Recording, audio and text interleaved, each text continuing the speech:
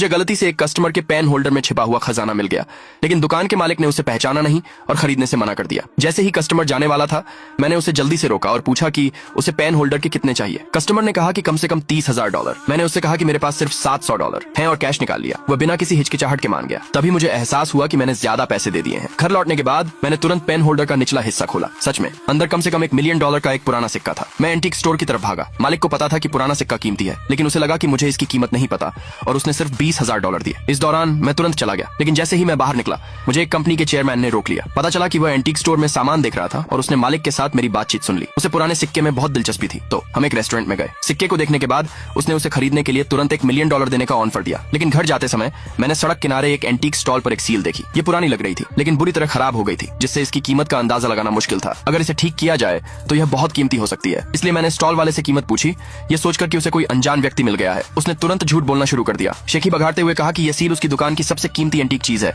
जिसकी कीमत कम से कम $70,000 है। मैं उसकी इस हरकत से खुश हुआ और सीधे अपना वॉलेट निकाला। उसमें सिर्फ $120 थे। इसलिए मैंने पूछा कि क्या वह इसके लिए $100 लेगा, जिससे अगले दिन खाने के लिए मेरे पास $20 बच जाएंगे।